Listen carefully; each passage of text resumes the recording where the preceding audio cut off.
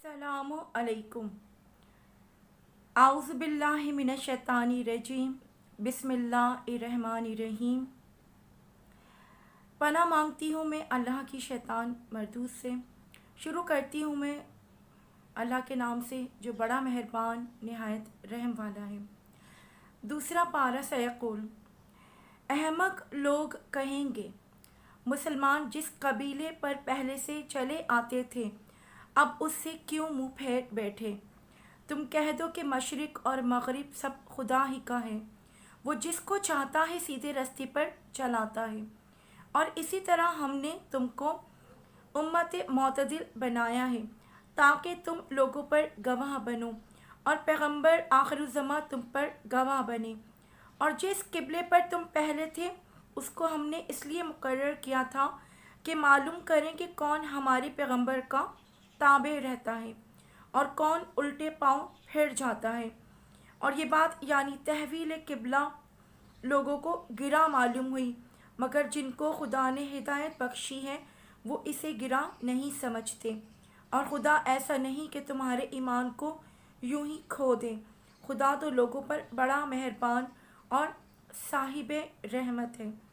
ए मोहम्मद सल्लल्लाहु अलैहि वसल्लम, हम तुम्हारा आसमान की तरफ मुंह फेर फेर कर देख रहे हैं, सो हम तुमको उसी किबले की तरफ जिसको तुम पसंद करते हो मुंह करने का हुक्म देंगे।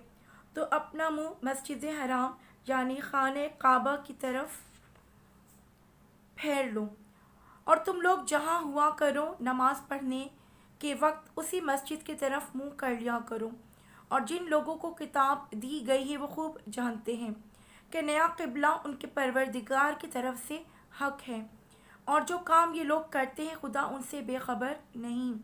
और अगर तुम इन अहले किताब के पास तमाम निशानियां भी लेकर आओ तो भी ये तुम्हारे किबले की पैरवी ना करें, और तुम भी उनके किबले की पैरवी करने वाले नहीं हो, और उनमें से बास के किबले के पैरू नहीं। और अगर तुम बावजूद इसके तुम्हारे पास दानिश यानी वही खुदा आ चुकी है उनकी ख्वाहिशों के पीछे चलोगे तो जालिमों में दाखिल हो जाओगे। जिन लोगों को हमने किताब दी है वो इन पैगंबर आखिरुज़्ज़मा को इस तरह पहचानते हैं जिस तरह अपने बेटों को पहचाना करते हैं, मगर एक फरीक उनमें से सच्ची बात को जानबूझकर छुपा रहा है। ए पैगंबर, ये नया किबला तुम्हारे परवरदिगार की तरफ से हक है, तो तुम हरगिज़ शक करने वालों में ना होना। और हर एक फ़िरके के लिए एक सिमत मुकर्रर है जिधर वो इबादत के वक्त मुंह किया करते हैं, तो तुम नेकियों में सबकत हासिल करो। तुम जहाँ होगे खुदा तुम सबको जमा कर लेगा, बेशक खुदा हर चीज़ पर कादिर है। और तुम जहाँ से निकलो नमाज में अपना मुंह मस्जिद मोहतरम की तरफ कर लिया करो, बेशुबा वो तुम्हारे परवरदिगार से की तरफ से हक है। और तुम लोग जो कुछ करते हो खुदा उससे बेखबर नहीं। और तुम जहाँ से निकलो मस्जिद मोहतरम की तरफ मुंह करके नमाज पढ़ा करो, और मुसलमानों तुम जहाँ हुआ करो उसी मस्जिद की तरफ रुख किया करो। ये ताक़ीद इसलिए की गई है कि लोग तुमको किसी तरह का इल्ज़ाम ना दे सके, मगर उनमें से जो जालिम है वो इल्ज़ाम दें तो दें। सो उनसे मत डरना और मुझी से डरते रहना। और ये भी मकसूद है कि मैं तुमको अपनी तमाम नेमतें बख्शूँ, और ये भी कि तुम राह रास्त पर चलो जिस तरह मंजिला और नेमतों के हम तुम्ही में से एक रसूल भेजे हैं जो तुमको हमारी आयतें पढ़ पढ़ कर सुनाते और तुम्हें पाक बनाते और किताब यानी कुरान और दनाई सिखाते हैं और ऐसी बातें बताते हैं जो तुम पहले नहीं जानते थे। सो तुम मुझे याद किया करो, मैं तुम्हें याद किया करूँगा। और मेरा एहसान मानते रहना और नाशुक्री ना करना। ए ईमान वालों, सब्र और नमाज से मदद लिया करो, बेशक खुदा सब्र करने वालों के साथ है। और जो लोग खुदा की राह में मारे जाएं उनकी निस्बत ये ना कहना कि वो मरे हुए हैं, वो मुर्दा नहीं बल्कि زندہ ہیں لیکن تم نہیں جانتے۔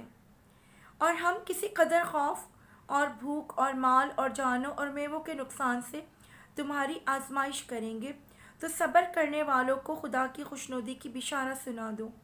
ان لوگوں پر جب کوئی مصیبت واقع ہوتی ہے تو کہتے ہیں کہ ہم خدا ہی کا مال ہیں اور اسی کی طرف لوٹ کر جانے والے ہیں۔ یہی لوگ ہیں جن پر ان کے پروردگار کی مہربانی اور رحمت ہے، اور یہی سیدھے رستے پر ہیں۔ بے شک کوہ صفا اور مروہ خدا کی نشانیوں میں سے ہیں، تو جو شخص خانہ کعبہ کا حج یا عمرہ کرے اس پر کچھ گناہ نہیں کہ دونوں کا طواف کرے، بلکہ طواف ایک قسم کا نیک کام ہے، اور جو کوئی نیک کام کرے تو خدا قدر شناس اور دانا ہے۔ جو لوگ ہمارے حکموں اور ہدایتوں کو جو ہم نے نازل کی ہیں کسی غرض فاسد سے چھپاتے ہیں، باوجود کہ ہم نے ان کو لوگوں کے سمجھانے کے لیے اپنی کتاب کھول کھول کر بیان کر دیا ہے، ایسوں پر خدا اور تمام لعنت کرنے والے لعنت کرتے ہیں۔ ہاں، جو توبہ کرتے ہیں اور اپنی حالت درست کر لیتے ہیں اور احکام الہی کو صاف صاف بیان کر دیتے ہیں تو میں ان کے قصور معاف کر دیتا ہوں، اور میں بڑا معاف کرنے والا اور رحم والا ہوں۔ جو لوگ کافر ہوئے اور کافر ہی مرے، ایسوں پر خدا کی اور فرشتوں کی اور لوگوں کی سب کی لعنت، اور ہمیشہ اسی لعنت میں گرفتار رہیں گے۔ ان سے نہ تو عذاب ہی ہلکا کیا جائے گا اور نہ انہیں کچھ مہلت ملے گی۔ اور لوگوں، تمہارا معبود خدائے واحد ہے، اس بڑے مہربان اور رحم کرنے والے کے سوا کوئی عبادت کے لائق نہیں۔ بے شک آسمانوں اور زمین کے پیدا کرنے میں اور رات اور دن کے اور ایک دوسرے کے پیچھے آنے جانے میں اور کشتیوں اور جہازوں میں اور جو دریا میں لوگوں کے فائدے کی چیزیں لے کر رواں ہیں اور میں جس کو خدا آسمان سے برساتا اور اس سے زمین کو مرنے کے بعد زندہ یعنی خشک ہوئے پیچھے سرسبز کر دیتا ہے، اور زمین پر ہر قسم کے جانور پھیلانے میں اور ہواؤں کے چلانے میں اور بادلوں میں جو آسمان اور زمین کے درمیان گھرے رہتے ہیں، عقل مندوں کے لیے خدا کی قدرت کی نشانیاں ہیں۔ بعض لوگ ایسے ہیں جو غیر خدا کو شریک خدا بناتے اور ان سے خدا کی سی محبت کرتے ہیں، لیکن جو ایمان والے ہیں وہ تو خدا ہی کے سب سے زیادہ دوست دار ہیں۔ اور ایک کاش ظالم لوگ جو بات عذاب کے وقت دیکھیں گے اب دیکھ لیتے کہ سب طرح کی طاقت خدا ہی کو ہے، اور یہ کہ خدا سخت عذاب کرنے والا ہے۔ اس دن کفر کے پیشوا اپنے پیروں سے بیزاری ظاہر کریں گے اور دونوں عذاب الہی دیکھ لیں گے، اور ان کے آپس کے تعلقات منقطع ہو جائیں گے۔ یہ حال دیکھ کر پیروی کرنے والے حسرت سے کہیں گے کہ اے کاش ہمیں پھر دنیا میں جانا نصیب ہوتا کہ جس طرح یہ ہم سے بیزار ہو رہے ہیں اسی طرح ہم بھی ان سے بیزار ہوں۔ اس طرح خدا ان کے اعمال انہیں حسرت بنا کر دکھائے گا اور وہ دوزخ سے نکل نہیں سکیں گے۔ لوگوں، جو چیزیں زمین میں حلال طیب ہیں وہ کھاؤ، اور شیطان کے قدموں پر نہ چلو، وہ تمہارا کھلا دشمن ہے۔ وہ تو تم کو برائی اور بے حیائی ہی کے کام کرنے کو کہتا ہے، اور یہ بھی کہ خدا کے نسبت ایسی باتیں کہو جن کا تمہیں کچھ بھی علم نہیں۔ اور جب ان لوگوں سے کہا جاتا ہے کہ جو کتاب خدا نے نازل فرمائی ہے اس کی پیروی کرو، تو کہتے ہیں نہیں، بلکہ ہم تو اسی چیز کی پیروی کریں گے جس پر ہم نے اپنے باپ دادا کو پایا۔ بھلا اگرچہ ان کے باپ دادا نہ کچھ سمجھتے ہوں اور نہ سیدھے راستے پر ہوں، تب بھی وہ انہی کی تقلید کیے جائیں گے۔ جو لوگ کافر ہیں ان کی مثال اس شخص کی سی ہے جو کسی ایسی چیز کو آواز دے جو پکار اور آواز کے سوا کچھ سن نہ سکے۔ یہ بہرے ہیں، گونگے ہیں، اندھے ہیں کہ کچھ سمجھ ہی نہیں سکتے۔ اے اہل ایمان، جو پاکیزہ چیزیں ہم نے تم کو عطا فرمائی ہیں ان کو کھاؤ، اور اگر خدا ہی کے بندے ہو تو اس کی نعمتوں کا شکر بھی ادا کرو۔ اس نے تم پر مرا ہوا جانور اور لہو اور سور کا گوشت اور جس چیز پر خدا کے سوا کسی اور کا نام پکارا جائے حرام کر دیا ہے۔ ہاں، جو ناچار ہو جائیں بشرطے کا خدا کی نافرمانی نہ کرے اور حد ضرورت سے باہر نہ نکل جائے، اس پر کچھ گناہ نہیں۔ بے شک خدا بخشنے والا اور رحم کرنے والا ہے۔ جو لوگ خدا کی کتاب سے ان آیاتوں اور ہدایتوں کو جو اس نے نازل فرمائی ہے چھپاتے اور ان کے بدلے تھوڑی سی قیمت یعنی دنیاوی منفعت حاصل کرتے ہیں، وہ اپنے پیٹوں میں محض آگ بھرتے ہیں۔ ایسے لوگوں سے خدا قیامت کے دن نہ کلام کرے گا اور نہ ان کو گناہوں سے پاک کرے گا، اور ان کے لیے دکھ دینے والا عذاب ہے۔ یہ وہ لوگ ہیں جنہوں نے ہدایت چھوڑ کر گمراہی اور بخشش چھوڑ کر عذاب خریدا۔ یہ آتش جہنم کی کیسی برداشت کرنے والے ہیں۔ یہ اس لیے کہ خدا نے کتاب سچائی کے ساتھ نازل فرمائی، اور جن لوگوں نے اس کتاب میں اختلاف کیا وہ ضد میں آ کر نیکی سے دور ہو گئے ہیں۔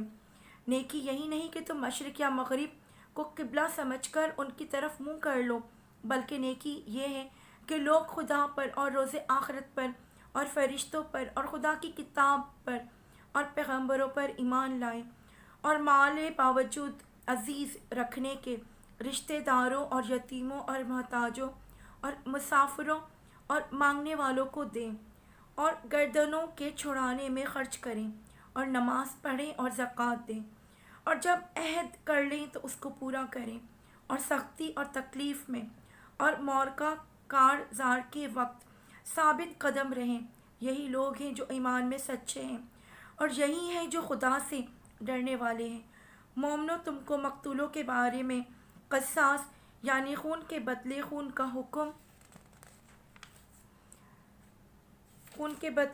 کا حکم دیا جاتا ہے، اس طرح پر کہ آزاد کے بدلے آزاد اور مارا جائے، اور غلام کے بدلے غلام اور عورت کے بدلے عورت۔ اور اگر قاتل کو اس کے مقتول بھائی کی قصاص میں سے کچھ معاف کر دیا جائے تو وارث مقتول کو پسندیدہ طریق سے قرارداد کی پیروی یعنی مطالبہ خو نہا کرنا اور قاتل کو خوش خوئی کے ساتھ ادا کرنا چاہیے۔ یہ پروردگار کی طرف سے تمہارے لیے آسانی اور مہربانی ہے۔ جو اس کے بعد زیادتی کرے اس کے لیے دکھ کا عذاب ہے۔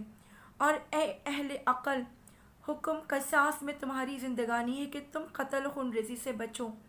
تم پر فرض کیا جاتا ہے کہ جب تم میں سے کسی کو موت کا وقت آ جائے تو اگر وہ کچھ مال چھوڑ جانے والا ہو تو ماں باپ اور رشتہ داروں کے لیے دستور کے مطابق وصیت کر جائے۔ خدا سے ڈرنے والوں پر یہ ایک حق ہے، جو شخص وصیت کو سننے کے بعد بدل ڈالے تو اس کے بدلنے کا گناہ انہی لوگوں پر ہے جو اس کو بدلیں، اور بے شک خدا سنتا جانتا ہے۔ اگر کسی کو وصیت کرنے والے کی طرف سے کسی وارث کی طرفداری یا حق تلفی کا اندیشہ ہو تو اگر وہ وصیت کو بدل کر وارثوں میں صلح کرا دے تو اس پر کچھ گناہ نہیں، بے شک خدا بخشنے والا اور رحم والا ہے۔ مومنو، تم پر روزے فرض کیے گئے ہیں جس طرح تم سے پہلے لوگوں پر فرض کیے گئے تھے، تاکہ تم پرہیزگار بنو۔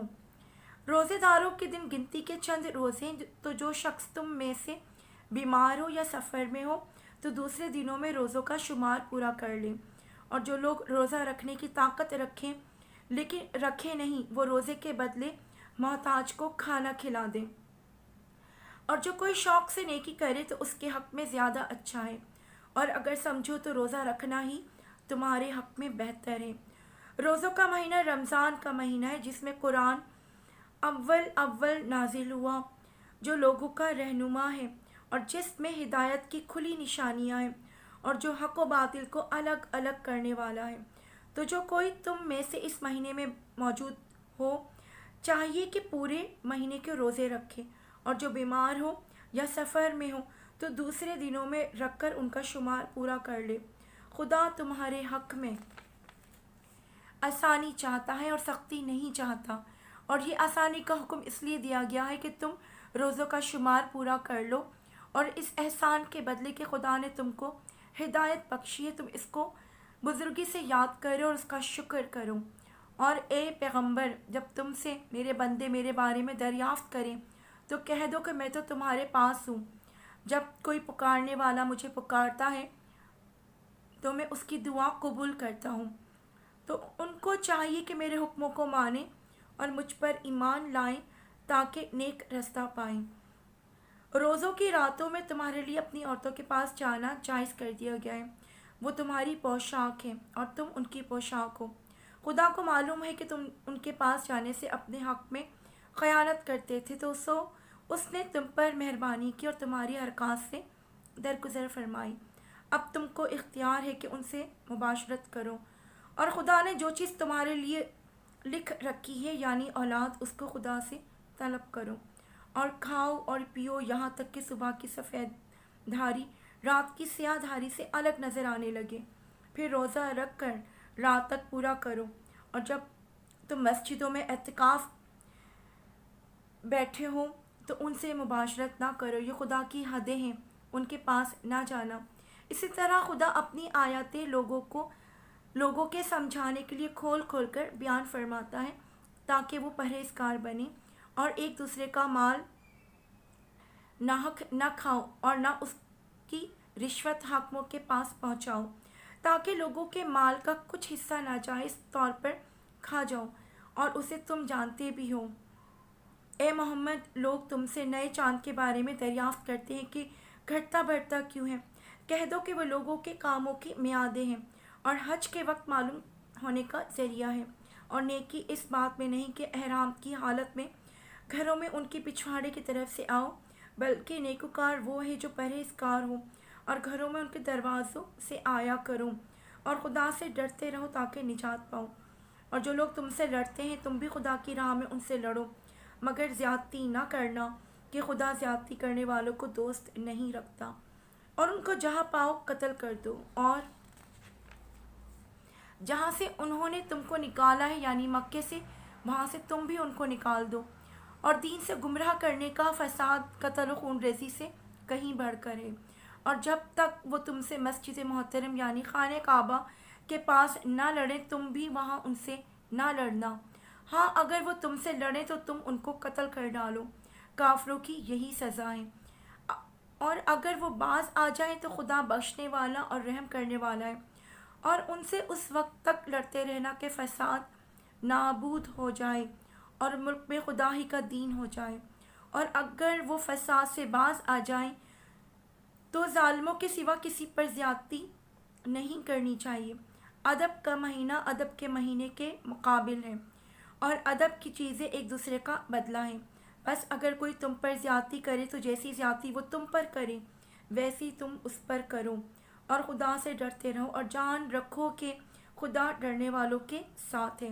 اور خدا کی راہ میں مال خرچ کرو اور اپنے آپ کو ہلاکت میں نہ ڈالو، اور نیکی کرو، بے شک خدا نیکی کرنے والوں کو دوست رکھتا ہے۔ اور خدا کی خوشنودی کے لیے حج اور عمرے کو پورا کرو، اور اگر راستے میں روک لیے جاؤ تو جیسی قربانی میسر ہو کر دو، اور جب تک قربانی اپنے مقام پر نہ پہنچ جائے سر نہ منڈواؤ۔ اور اگر کوئی تم میں بیمار ہو یا اس کے سر میں کسی طرح کی تکلیف ہو تو اگر وہ سر منڈوا لے تو اس کے بدلے روزے رکھے یا صدقہ دے یا قربانی کرے۔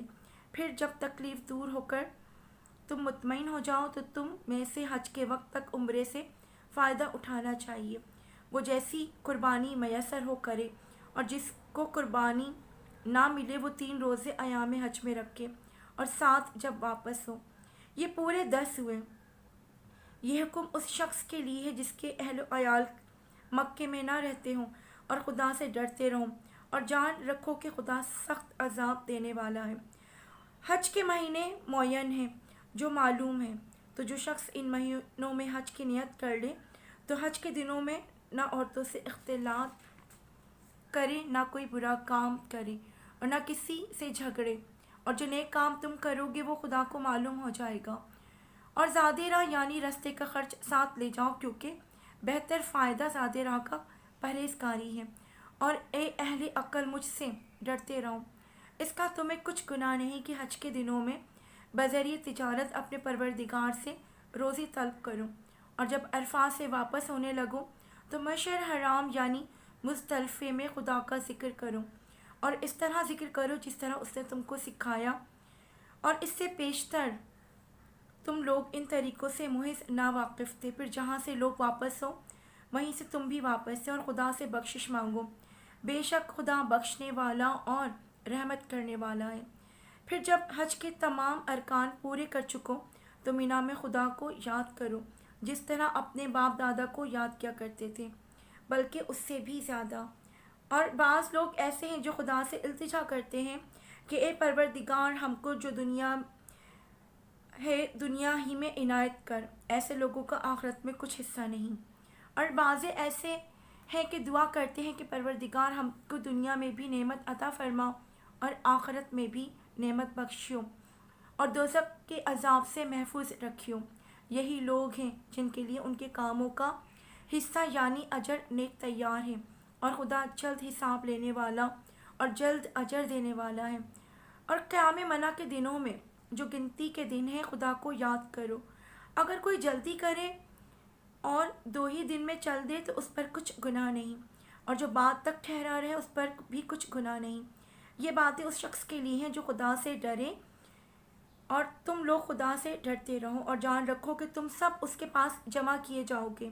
اور کوئی شخص تو ایسا ہے جس کی گفتگو دنیا کی زندگی میں تم کو دلکش معلوم ہوتی ہے، اور وہ اپنے ماضی و ضمیر پر خدا کو گواہ بناتا ہے، حالانکہ وہ سخت جھگڑالو ہے، اور جب پیٹھ پھیر کر چلا جاتا ہے تو زمین میں دوڑتا پھرتا ہے تاکہ اس میں فتنہ انگیزی کرے اور کھیتی کو برباد اور انسانوں اور حیوانوں کی نسل کو نابود کر دے۔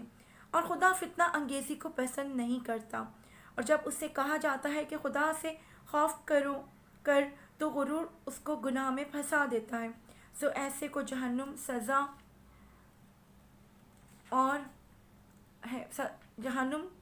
سزاوار ہے، وہ بہت برا ٹھکانہ ہے۔ اور کوئی شخص ایسا ہے کہ خدا کی خوشنودی حاصل کرنے کے لیے اپنی جان بیچ ڈالتا ہے، اور خدا بندوں پر بہت مہربان ہے۔ مومنو، اسلام میں پورے داخل ہو جاؤ اور شیطان کے پیچھے نہ چلو، وہ تو تمہارا سری دشمن ہے۔ پھر اگر تم احکام روشن پہنچ جانے کے بعد لڑکھڑا جاؤ تو جان جاؤ کہ خدا غالب اور حکمت والا ہے۔ کیا یہ لوگ اسی بات کے منتظر ہیں کہ ان پر خدا کا عذاب بادل کے سائبانوں میں نازل ہو، اور فرشتے بھی اتر آئیں اور کام تمام کر دیا جائے، اور سب کاموں کا رجوع خدا ہی کی طرف ہے۔ اے محمد صلی اللہ علیہ وآلہ وسلم، بنی اسرائیل سے پوچھو کہ ہم نے ان کو کتنی کھلی نشانیاں دیں، اور جو شخص خدا کی نعمت کو اپنے پاس آنے کے بعد بدل دے تو خدا سخت عذاب کرنے والا ہے۔ اور جو کافر ہیں ان کے لیے دنیا کی زندگی خوشنما کر دی گئی ہے، اور وہ مومنوں سے تمسخر کرتے ہیں، لیکن جو پرہیزگار ہیں وہ قیامت کے دن ان پر غالب ہوں گے، اور خدا جس کو چاہتا ہے بے شمار رزق دیتا ہے۔ پہلے تو سب لوگوں کا ایک ہی مذہب تھا، لیکن وہ آپس میں اختلاف کرنے لگے، تو خدا نے ان کی طرف بشارت دینے والے اور ڈر سنانے والے پیغمبر بھیجے، اور ان پر سچائی کے ساتھ کتابیں نازل کی، تاکہ جن امور میں لوگ اختلاف کرتے تھے ان میں فیصلہ کر دیں۔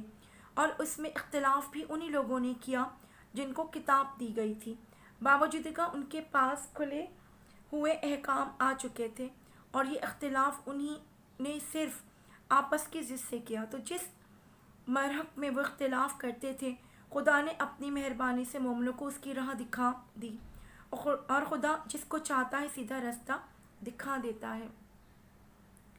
کیا تم یہ خیال کرتے ہو کہ یوں ہی بہشت میں داخل ہو جاؤ گے، اور ابھی تم کو پہلے لوگوں کسی مشکلیں تو پیش آئی نہیں؟ ان کو بڑی بڑی سختیاں اور تکلیف پہنچی، اور صعوبتوں میں وہ ایسے ہلا دیے گئے، یہاں تک کہ پیغمبر اور مومن لوگ جو ان کے ساتھ تھے سب پکار اٹھے کہ کب خدا کی مدد آئے گی۔ دیکھو، خدا کی مدد ان قریب آیا چاہتی ہے۔ اے محمد، لوگ تم سے پوچھتے ہیں کہ خدا کی راہ میں کس طرح کا مال خرچ کریں۔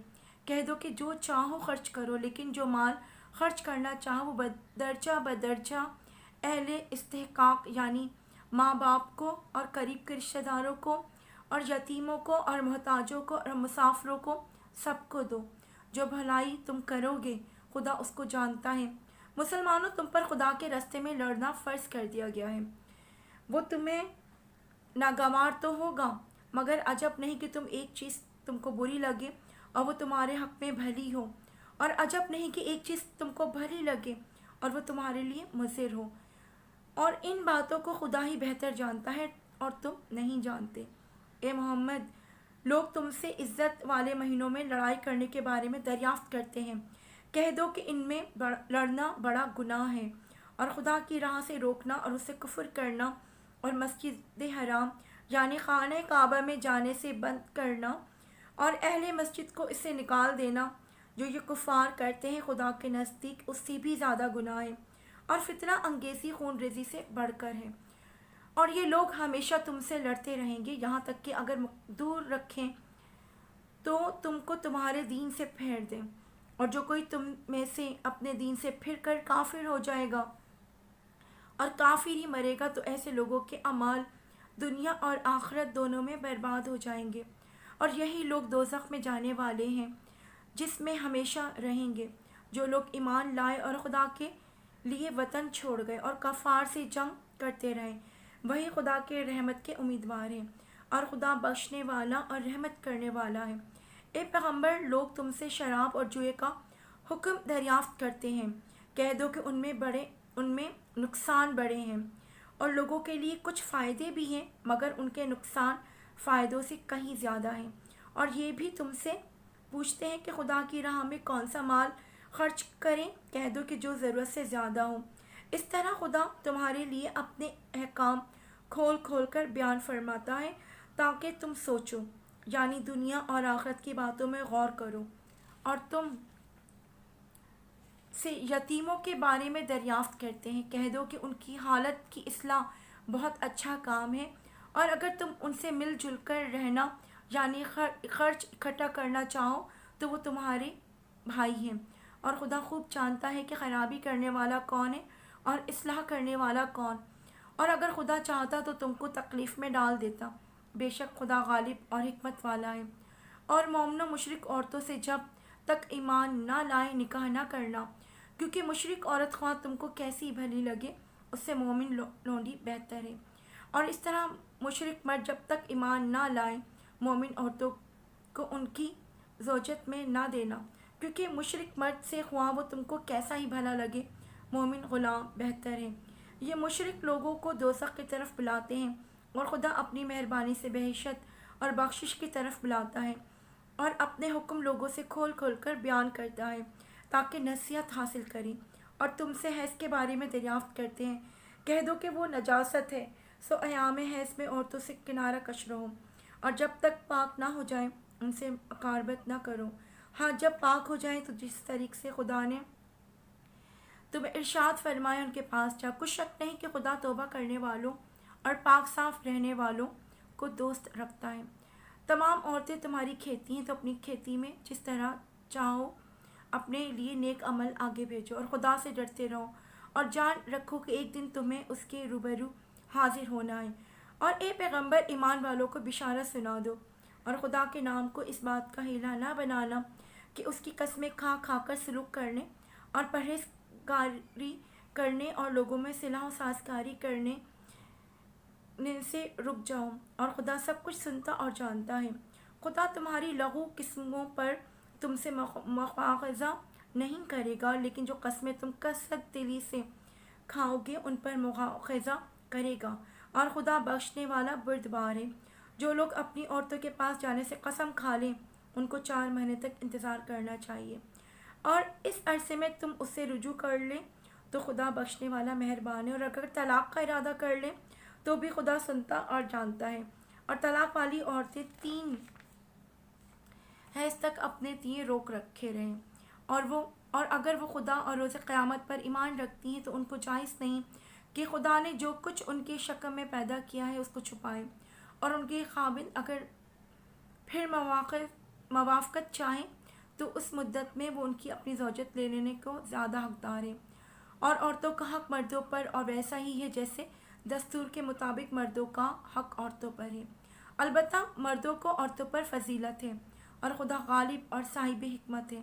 طلاق صرف 2 بار ہے، یعنی جب 2 دفعہ طلاق دے دی جائے تو پھر عورتوں کو یا تو بطریق شائستہ نکاح میں رہنے دینا ہے یا بھلائی کے ساتھ چھوڑ دینا۔ یہ جائز نہیں کہ جو مہر تم ان کو دے چکے ہو ان میں سے کچھ واپس لے لو۔ ہاں، اگر زن و شوہر کو خوف ہو کہ وہ خدا کی حدوں کو قائم نہیں رکھ سکیں گے تو اگر خاوند کے ہاتھ سے رہائی پانے کے بدلے میں کچھ دے ڈالے تو دونوں پر کچھ گناہ نہیں۔ یہ خدا کی مقرر کی ہوئی حدیں ہیں، ان سے باہر نہ نکلنا، اور جو لوگ خدا کی حدوں سے باہر نکل جائیں وہ گناہ گار ہوں گے۔ پھر اگر شوہر 2 طلاقوں کے بعد تیسری طلاق عورت کو دے دے تو اس کے بعد جب تک عورت کسی دوسرے شخص سے نکاح نہ کر لے اس پہلے شوہر پر حلال نہ ہوگی۔ ہاں، اگر دوسرا خاوند بھی طلاق دے دے اور عورت اور پہلا خاوند پھر ایک دوسرے کی طرف رجوع کر لے تو ان پر کچھ گناہ نہیں، بشرطیکہ کہ دونوں یقین کر لیں کہ خدا کی حدوں کو قائم رکھ سکیں گے، اور یہ خدا کی حدیں ہیں وہ ان لوگوں کے لیے بیان فرماتا ہے جو دانش رکھتے ہیں۔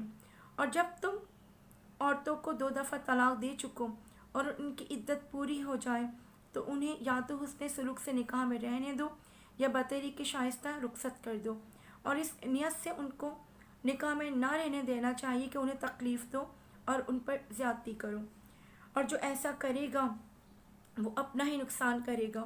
اور جو خدا کے احکام کو ہنسی اور کھیل نہ بناؤ، اور خدا نے تم کو جو نعمتیں بخشی ہیں اور تم پر جو کتاب اور دانائی کی باتیں نازل کی ہیں جن سے وہ تمہیں نصیحت فرماتا ہے ان کو یاد کرو، اور خدا سے ڈرتے رہو اور جان رکھو کہ خدا ہر چیز سے واقف ہے۔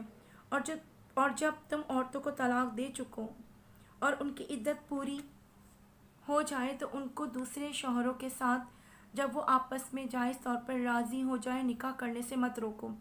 اس حکم سے اس شخص کو نصیحت کی جاتی ہے جو تم میں خدا اور روز آخرت پر یقین رکھتا ہے۔ یہ تمہارے لیے نہایت خوب اور بہت پاکیزگی کی بات ہے، اور خدا جانتا ہے اور تم نہیں جانتے۔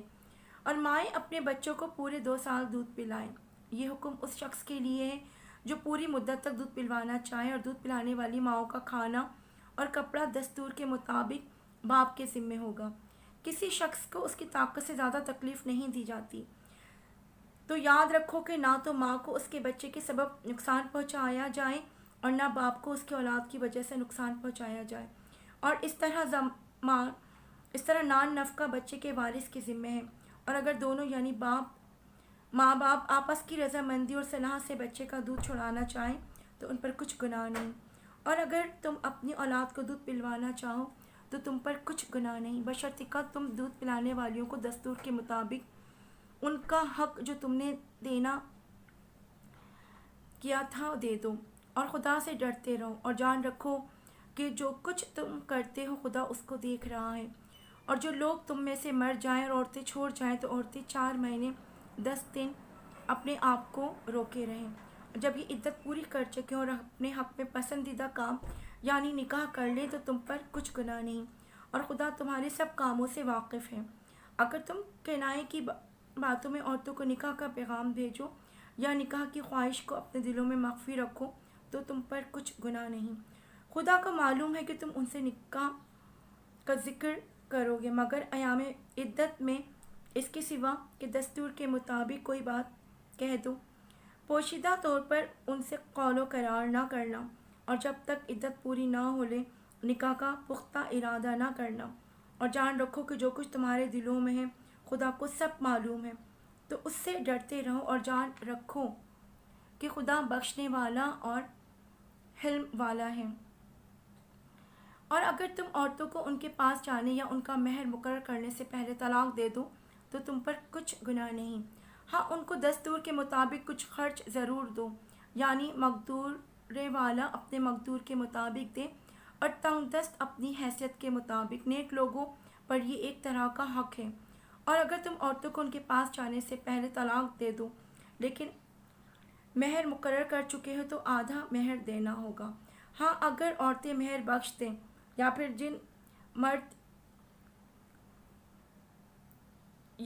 مرد جن کے ہاتھ میں عقد نکاح ہے اپنا حق چھوڑ دیں، اور پورا مہر دے دے تو ان کو اختیار ہے، اور اگر تم مرد لوگ اپنا حق چھوڑ دو تو یہ پرہیزگاری کی بات ہے۔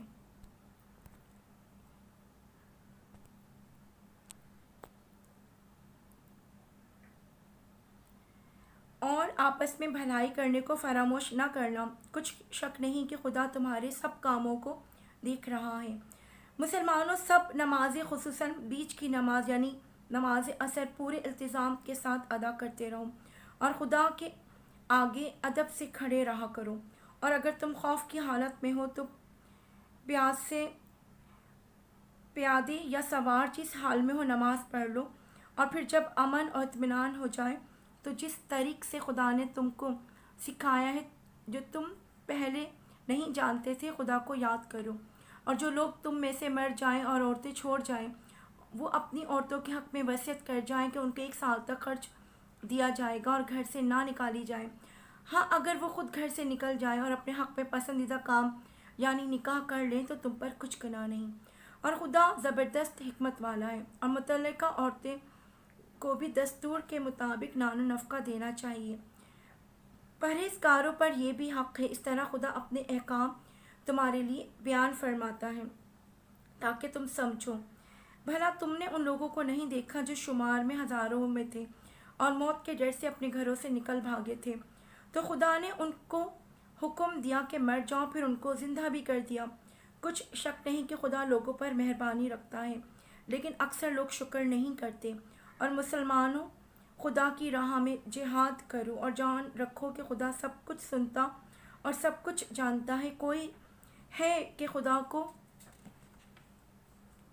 قرض حسنہ دے کہ وہ اس کے بدلے اس کو کئی حصے زیادہ دے گا؟ اور خدا ہی روزی کو تنگ کرتا ہے اور وہی اسے کشادہ کرتا ہے، اور تم اسی کی طرف لوٹ کر جاؤ گے۔ بھلا تم نے جس بنی اسرائیل کی ایک جماعت کو نہیں دیکھا جس نے موسیٰ کے بعد اپنے پیغمبر سے کہا کہ آپ ہمارے لیے ایک بادشاہ مقرر کر دیں تاکہ ہم خدا کی راہ میں جہاد کریں؟ پیغمبر نے کہا کہ اگر تم کو جہاد کا حکم دیا جائے تو عجب نہیں کہ لڑنے سے پہلے پہلو تہی کرو۔ وہ کہنے لگے کہ ہم راہ خدا میں کیوں نہ لڑیں گے، جبکہ ہم وطن سے خارج اور بال بچوں سے جدا کر دیے گئے ہیں۔ لیکن جب ان کو جہاد کا حکم دیا گیا تو وہ چند اشخاص کے سوا سب پھر گئے۔ خدا ظالموں سے خوب واقف ہے۔ اور پیغمبر نے ان سے یہ بھی کہا کہ خدا نے تم پر طالوت کو بادشاہ مقرر فرمایا ہے۔ وہ بولے کہ اسے ہم پر بادشاہی کا حق کیوں کر ہو سکتا ہے؟ بادشاہی کے مستحق تو ہم ہیں، اور اس کے پاس تو بہت سی دولت بھی نہیں۔ پیغمبر نے کہا کہ خدا نے اس کو تم پر فضیلت دی ہے اور بادشاہ ہی کے لیے منتخب فرمایا ہے۔ اس نے اسے علم بھی بہت سب بخشا ہے اور تن و توش بھی بڑا عطا کیا ہے، اور خدا کو اختیار ہے جسے چاہے بادشاہی بخشے۔ وہ بڑا کشائش والا اور دانا ہے۔ اور پیغمبر نے ان سے کہا کہ ان کی بادشاہی کی نشانی یہ ہے کہ تمہارے پاس ایک صندوق آئے گا جس کو فرشتے اٹھائے ہوئے ہوں گے۔ اس میں تمہارے پروردگار کی طرف سے تسلی بخشنے والی چیز ہوگی، اور کچھ اور چیزیں بھی ہوں گی جو موسیٰ اور ہارون چھوڑ گئے تھے۔ اگر تم ایمان رکھتے ہو تو تمہارے لیے ایک بڑی نشانی ہے۔ غرض جب طالوت فوجیں لے کر روانہ ہوا تو اس نے ان سے کہا کہ خدا ایک نہر سے تمہاری آزمائش کرنے والا ہے، تو جو شخص اس میں سے پانی پی لے گا اس کی نسبت تصور کیا جائے گا کہ وہ میرا نہیں، اور جو نہ پیے گا وہ سمجھا جائے گا کہ میرا ہے۔ ہاں، اگر کوئی ہاتھ سے چلو بھر پانی لے لے تو خیر۔ جب وہ لوگ نہر پر پہنچے تو چند شخصوں کے سوا سب نے پانی پی لیا۔ پھر جب طالوت اور مومن لوگ جو اس کے ساتھ تھے نہر کے پار ہو گئے تو کہنے لگے کہ آج ہم میں جالوت اور اس کے لشکر سے مقابلہ کرنے کی طاقت نہیں۔ جو لوگ یقین رکھتے تھے کہ ان کو خدا کے روبرو حاضر ہونا ہے، وہ کہنے لگے کہ بعض اوقات تھوڑی سی جماعت نے خدا کے حکم سے بڑی جماعت پر فتح حاصل کی ہے، اور خدا استقلال رکھنے والوں کے ساتھ ہے۔ اور جب وہ لوگ جالوت اور اس کے لشکر کے مقابل آئے تو خدا سے دعا کی کہ اے پروردگار، ہم پر صبر کرنے کے دہانے کھول دے اور ہمیں لڑائی میں ثابت قدم رکھ، لشکر کفار پر احتیاط کر۔ تو طالوت کی فوج نے خدا کے حکم سے ان کو ہزیمت دی، اور داؤد نے جالوت کو قتل کر ڈالا، اور خدا نے اس کو بادشاہی اور دانائی بخشی اور جو کچھ چاہا سکھایا، اور خدا لوگوں کو ایک دوسرے پر چڑھائی اور حملہ کرنے سے ہٹاتا نہ رہتا تو ملک تباہ ہو جاتا، لیکن خدا اہل عالم پر بڑا مہربان ہے۔ یہ خدا کی آیتیں ہیں جو ہم تم کو سچائی کے ساتھ پڑھ کر سناتے ہیں، اور اے محمد تم بلا شبہ پیغمبروں میں سے ہو۔ السلام علیکم ورحمۃ اللہ۔